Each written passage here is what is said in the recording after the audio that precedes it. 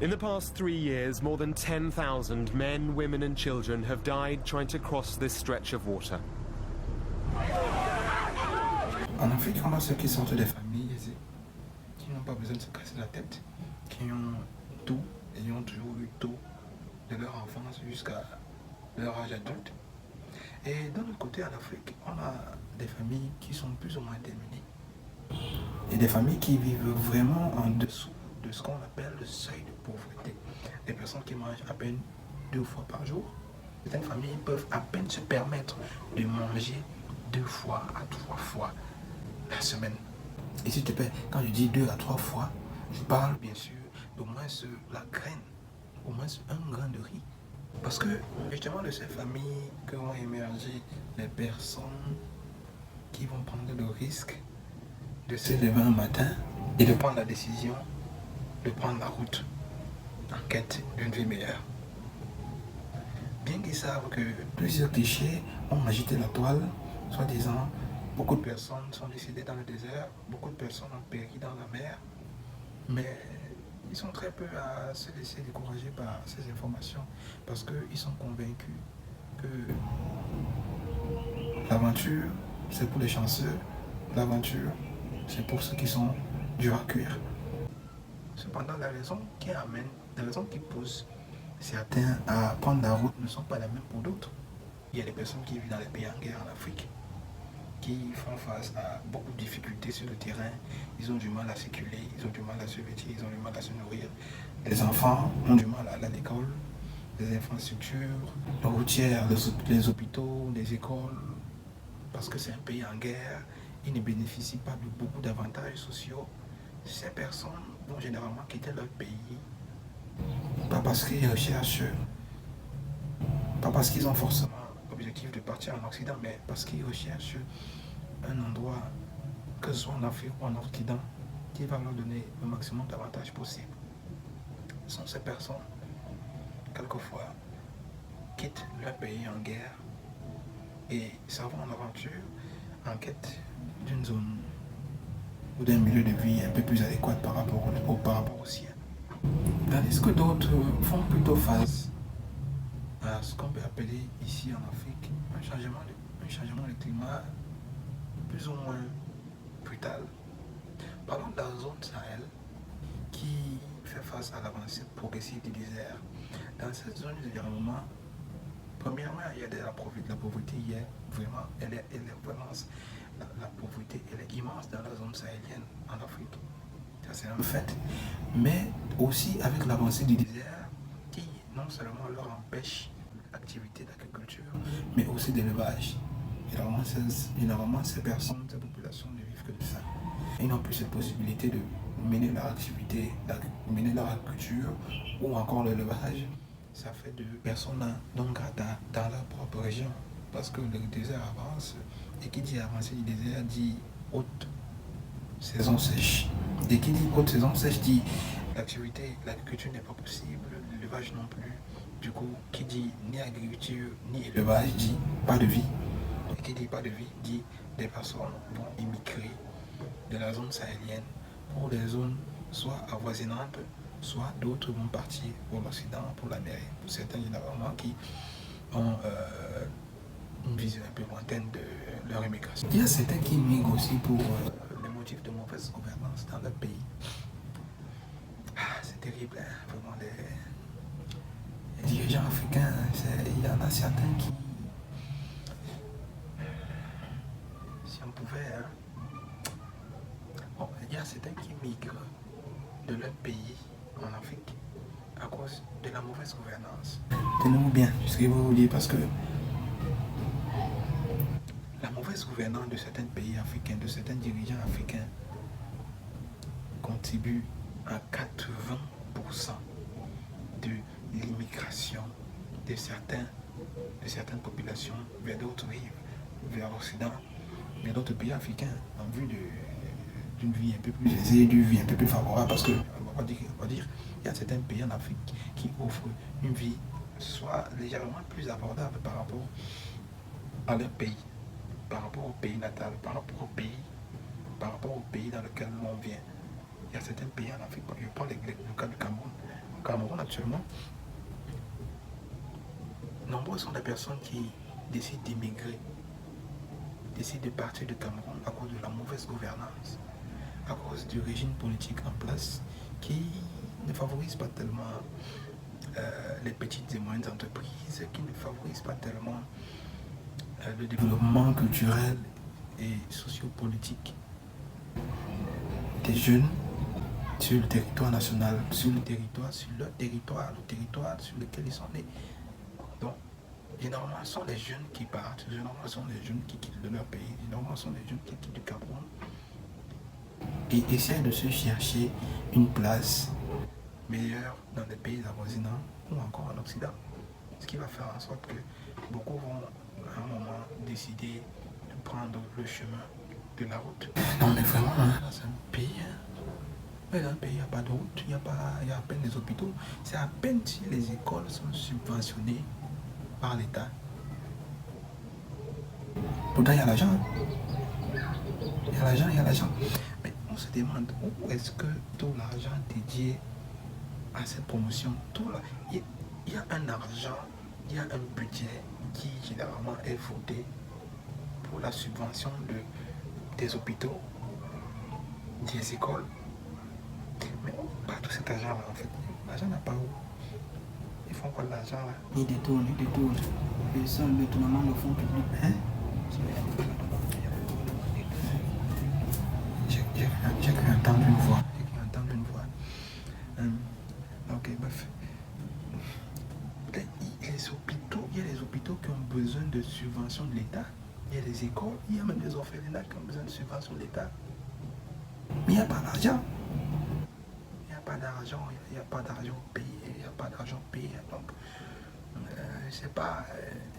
Donc voilà, c'est comme ça. Il n'y a pas d'argent payé. Ils sont les bandits. Mais en même temps, il y a un gouvernement, il y a un ministère qui est supposé être chargé de gérer le budget dédié à la subvention des hôpitaux, des écoles, de toutes ces choses-là, non? Les ministères là même, c'est quoi déjà? Il faut encore avoir l'argent là. Ils mangent l'argent là, non? Tu penses qu'ils vont manger l'argent là, non? Ok, ce qui va nous amener à notre prochain point. Le rêve occidental. Vous savez que bon, le rêve, qui n'a jamais rêvé partir en Occident? Non mais c'est vrai. Hein?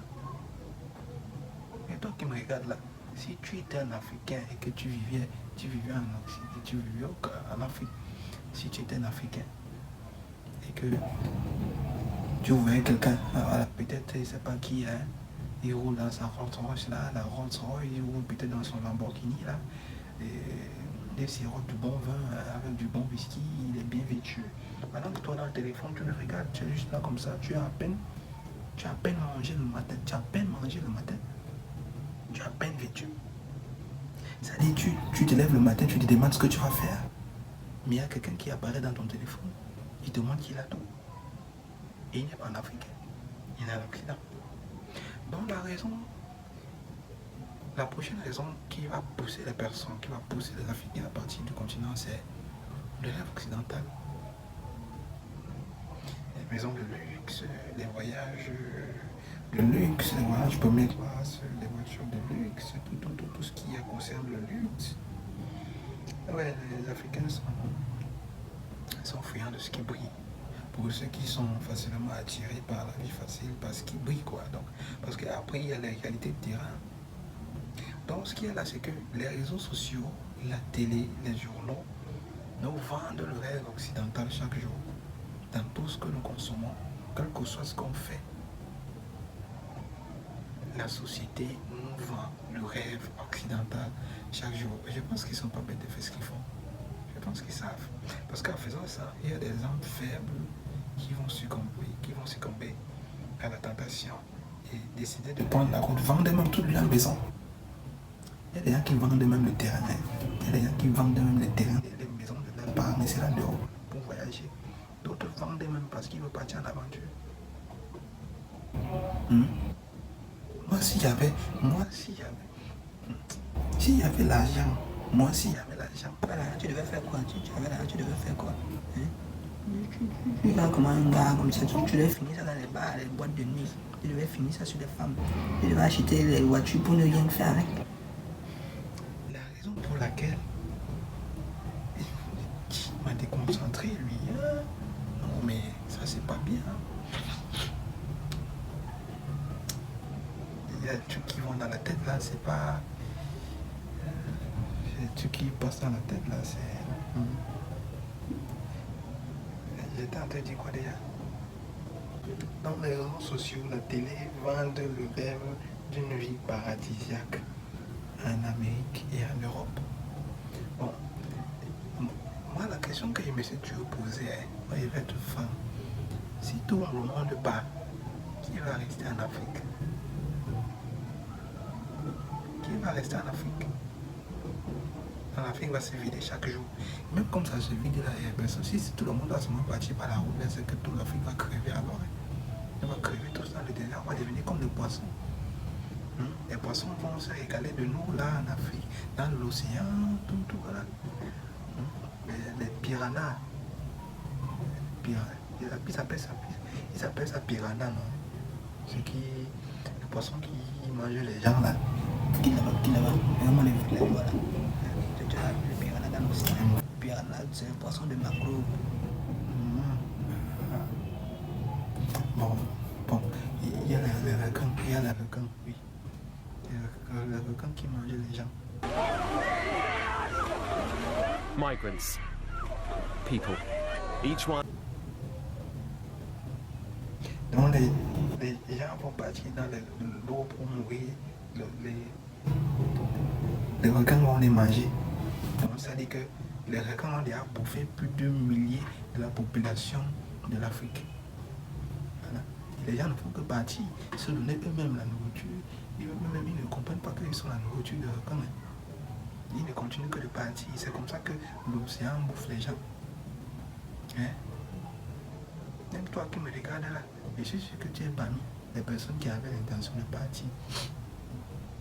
Tu comprends maintenant, non? Tant que de partir à pied, quand tu pars là, si tu n'arrives pas, c'est le requin que tu vas bouffer, qui te dit même pas.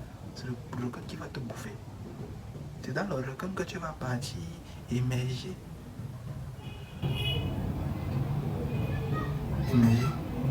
Donc, beaucoup de ces personnes sont très peu arrivées généralement en Occident. Pour ceux qui arrivent,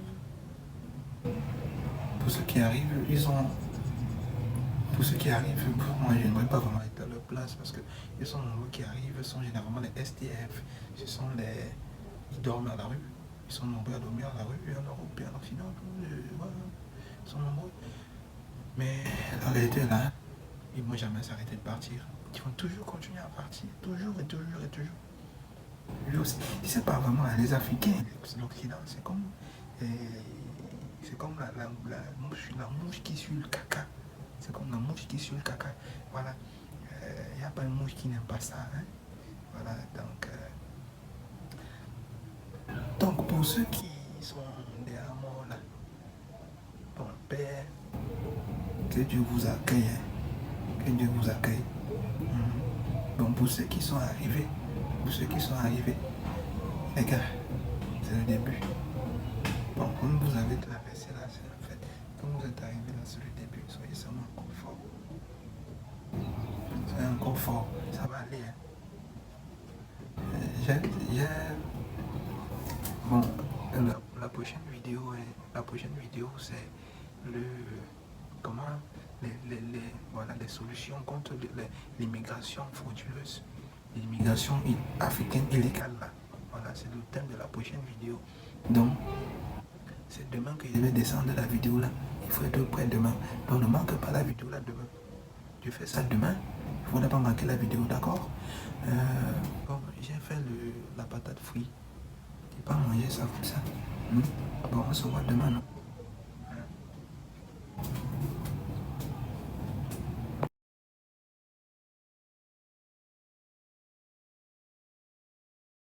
More than 200 African migrants have scaled the border fence into the Spanish enclave of Melilla. It's the biggest assault on the border in more than 8 years. The new arrivals, many from Cameroon and Guinea, headed towards the migrant reception centre, celebrating touching European